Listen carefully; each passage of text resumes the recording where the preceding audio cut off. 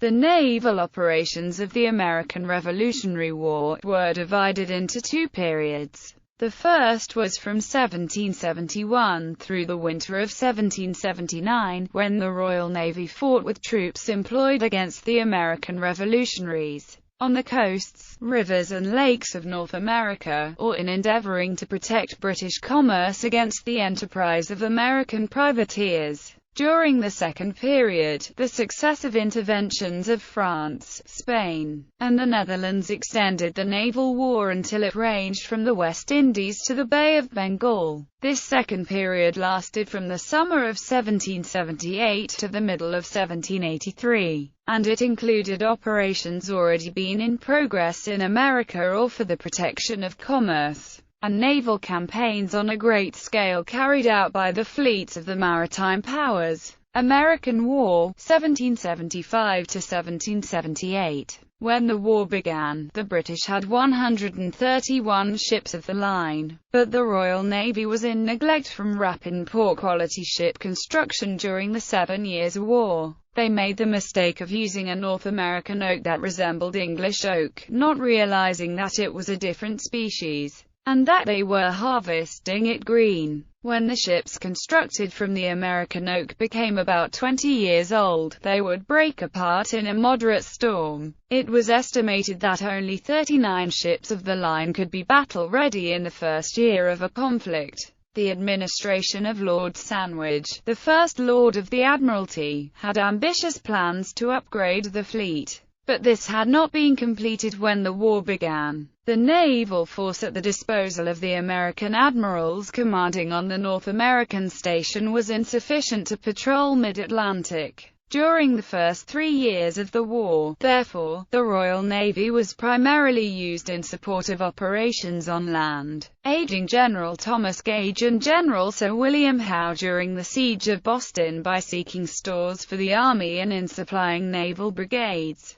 In one of these operations, the first naval engagement of the war, colonists in Machias, then part of Massachusetts, seized a British schooner in the Battle of Machias on June 12, 1775. At other points on the coast, the British Navy was employed in punitive expeditions against coastal towns, such as the burning of Falmouth in October 1775, which served to exasperate rather than to weaken the enemy, or the unsuccessful attack on Charleston, South Carolina, in June 1776. It was wholly unequal to the task of blockading the many towns from which privateers could operate. British commerce and the movement of military supplies therefore suffered severely, even as far off as the Irish coasts, where it was necessary to supply convoys to protect the Belfast linen trade. In June 1776, the largest expeditionary force ever launched to date began to arrive in New York Harbor under Britain's Admiral Richard Howe. Eyewitnesses reported that it appeared all of London was afloat, and the masts of so many ships appeared as of forest. The fleet set sail from Halifax carrying approximately 23,000 British soldiers and 9,000 German auxiliaries, 32,000 troops in all, which engaged the Continental Army in the largest battle of the war, the Battle of Long Island that August. Howe failed to secure the East River at the Continental Army's rear, which Washington exploited after his defeat to perform a tactical retreat to Manhattan over the course of a single night,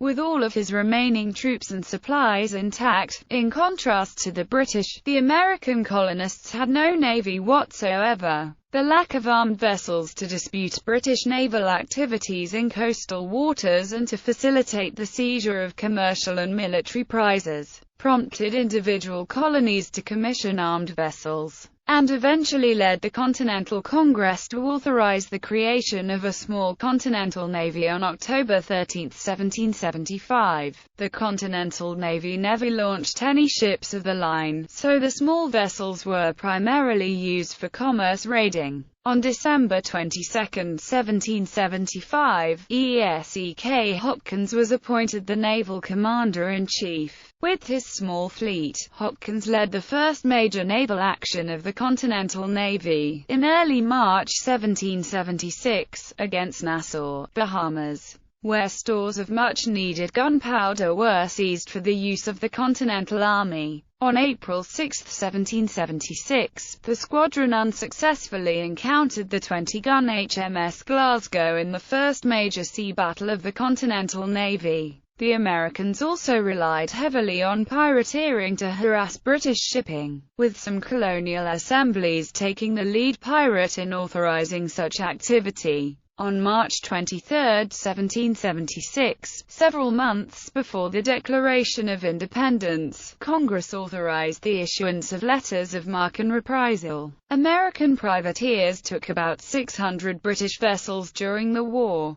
These privateers were not always working directly for the American cause, since prizes were often sold to the highest bidder, and the British sometimes bought back their own captured cargoes. On the other hand, although the British did not recognize the legality of American letters of marque, they could not make good on threats to execute captured privateers for piracy without inviting reprisals against British prisoners of war. Captain John Paul Jones soon emerged as the first well-known American naval hero, capturing the HMS Drake on April 24, 1778. The first victory for any American military vessel in British waters. He also captured the HMS Serapis on September 23, 1779, while in command of the US Bonhomme Richard. In 1778, an American naval squadron led by Jones raided the Cumbrian port of Whitehaven. The landing was a surprise attack taken as an action of revenge by Jones, and was never intended as an invasion. Nevertheless, it caused hysteria in England, with the attack showing a weakness that could be exploited by more powerful states such as France or Spain. One consequence of the raid was an intense period of fortification in British ports. In America, the British Navy covered the retreat of the British Army from Boston to Halifax in March 1776, and then conveyed it to New York City in June. It assisted in the expedition to Philadelphia in July 1777. On the St. Lawrence and the Great Lakes, it was able to play a more aggressive part. The relief of Quebec by British Captain Charles Douglas in May 1776 forced the Continental Army to retreat. The destruction of Benedict Arnold's squadron on Lake Champlain in the October Battle of Valcour Island secured the frontier of Quebec and supplied a basis for the advance of British General John Burgoyne in 1777, which ended, however, in his surrender at Saratoga. France enters the war, 1778. Benjamin Franklin had been in France for over a year asking for assistance before France decided to join the war. The surrender at Saratoga prompted the French, who had already given much covert help to the Americans, to openly enter the war as an American ally. The rupture came in March when British Ambassador Lord Stormont was recalled from Paris, but since neither fleet was ready for service, actual hostilities did not begin until July. The French government was somewhat more ready than the British. On April 13, it dispatched a squadron of 12 ships of the line and 4 frigates from Toulon to America under the command of the Comte d'Estaing. No attempt was made to stop him in the Straits of Gibraltar. He passed him on May 16, and, because of the inexperience of his crews and his own error in wasting time in pursuit of prizes, delayed his passage. He reached the mouth of the Delaware River on July 8 without opposition. The French government had 3 goals in view: to help the Americans win their independence, to expel the British from the West Indies, and to force the British to concentrate the majority of their naval strength in the English Channel. To convince the British they were seriously planning an invasion of England, the French fitted out a second, and more powerful fleet at Brest under the command of Louis Guillet, Comte d'Orvillers. The British government, having neglected to occupy the Straits of Gibraltar in time, sent Admiral John Byron from Plymouth on June 9, with 13 ships of the line to join Admiral Lord Howe, Sir William's brother, in America. he collected a strong force at home, called the Western Squadron, under Augustus Keppel. Keppel, after a preliminary cruise in June, brought Dorvalliers to action off Brest on July 27, 1778, in the Battle of Ushant. The fleets were equal, but the action was indecisive, as the two forces merely passed one another, cannonading. A violent quarrel, made worse by political differences, broke out among the British commanders, which led to two courts-martial and the resignation of Keppel, and which did great injury to naval discipline. No further event of note occurred in European waters. On the coast of America, the news of the approach of D'Estaing compelled the British commanders to evacuate Philadelphia on June 18, 1778. Howe then concentrated his force of 9 small line of battleships at Sandy Hook on June 29,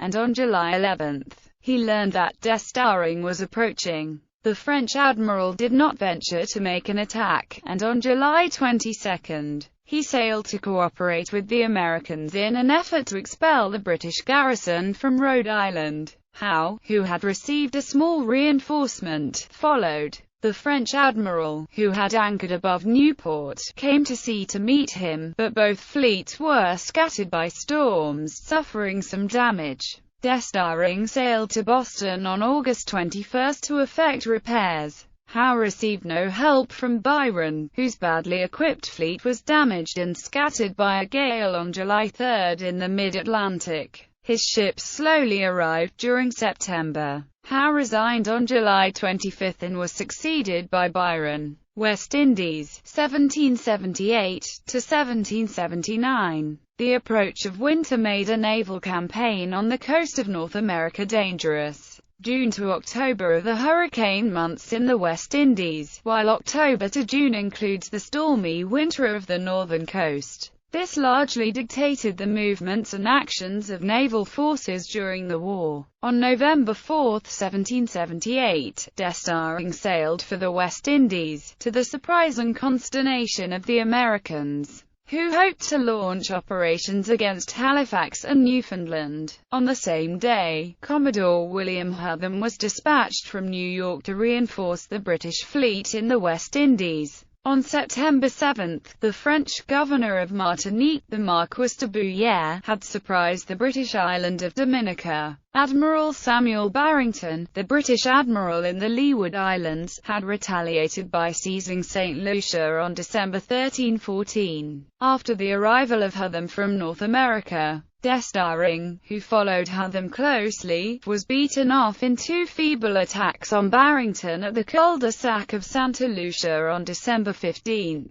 On January 6, 1779, Admiral Byron reached the West Indies. During the early part of this year, the naval forces in the West Indies were mainly employed in watching one another. But in June, while Byron had gone to Antigua to guard the trade convoy on its way home, D'Estaing first captured St. Vincent, and then Grenada. Admiral Byron, who had returned, sailed in hopes of saving the island, but arrived too late. An indecisive action was fought off Grenada on July 6, 1779. The war died down in the West Indies. Byron returned home in August. D'Estaing, after cooperating unsuccessfully with the Americans in an attack on Savannah, Georgia in September, also returned to Europe. Spain enters the war, 1779–1780. In European waters, the English Channel had been invaded by a combined French and Spanish fleet of 66 sail of the line, Spain having now joined the coalition against Britain. Only 35 sail of the line could be collected against him under the command of Sir Charles Hardy. But they sailed late, had difficulties with disease and contrary winds, and ultimately withdrew. The Allies retired early in September and were not even able to do significant harm to the British trade convoys. In the meantime, the Spaniards had also begun to besiege Gibraltar. The operations of 1780 continued without decisive battles. The British government, not feeling strong enough to blockade Brest and the Spanish ports, was compelled to regulate its movements by those of its opponents. In the Channel, it was saved from disaster by the ineptitude of the French and Spanish fleets. The only real success achieved by this numerically imposing French-Spanish force was the capture on August 9 of a large British convoy of ships bound for the East and West Indies carrying troops. Early in 1780, Admiral Marriott Arbuthnot was sent to take command in North America. On the French side, the Comte de Guichen was sent with reinforcements to the West Indies to take command of the ships left in the previous year by D'Estaing. He arrived in March and was able to confine the small British force under Admiral Sir Hyde Parker, 5th Baronet at Grosse Islet Bay in Santa Lucia. After Spain entered the war, Major General John Dalling, the British governor and commander-in-chief of Jamaica, proposed in 1780 an expedition to the Spanish province of Nicaragua. The goal was to sail up the San Juan River to Lake Nicaragua and capture the town of Grenada, which would effectively cut Spanish America in half as well as provide potential access to the Pacific Ocean. Because of disease and logistical problems, the expedition proved to be a costly debacle. In May 1780, Darzac de Tournai was sent from Brest with 7 line of battleships and a convoy carrying 6,000 French troops to act with the Americans. He had a brush with a small British force under William Cornwallis near Bermuda on June 20 and reached Rhode Island on July 11. During the rest of the year and part of the next, the British and French naval forces in North American waters remained at their respective headquarters of New York and Newport, watching one another. The West Indies was again the scene of the most important operations of the year. In February and March, a Spanish force from New Orleans, under Bernardo de Galvez, invaded West Florida with success, and eventually captured Pensacola in a combined Franco-Spanish siege effort. In 1782, de Galvez's forces captured the British naval base at New Providence in the Bahamas. At the close of 1779, Sir George Rodney had been appointed to command a large naval force which was to relieve Gibraltar and send stores to Minorca. Rodney was to go on to the West Indies with part of the fleet. He sailed on December 29, 1779, with the trade for the West Indies under his protection. He captured a Spanish convoy on his way off Finisterre on January 8, defeated a smaller Spanish force at Cape St. Vincent on January 16, relieved Gibraltar on January 19, and left for the West Indies on February 13. On March 27, he joined Sir Hyde Parker at Santa Lucia, and Guichen retired to Fort Royal in Martinique. Until July, the fleets of Rodney and Guichen, of equal strength, were engaged in operations around the island of Martinique. The British Admiral endeavoured to force on a close engagement, but in the first encounter on April 17 to leeward of the island, Rodney's orders were not executed by his captains, and the action was indecisive. He wished to concentrate on the rear of the enemy's line, but his captains scattered themselves along the French formation. In 2 subsequent actions, on May 15 and May 19, to windward of Martinique, the French admiral could not be brought to close action. The arrival of a Spanish squadron of 12 ships of the line in June gave a great numerical superiority to the Allies, and Rodney retired to Grosse Islet Bay in Santa Lucia. But nothing decisive occurred. The Spanish fleet was in poor shape, and the French were in need of rest. The Spanish went on to Havana and the French to San Domingo. In July, on the approach of the 1780 hurricane season, Rodney sailed for North America, reaching New York on September 14. Guichen returned home with the most worn out of his ships. On December 6, Rodney was back at Barbados from the North American station, where he was not able to effect anything against the French in Narragansett Bay.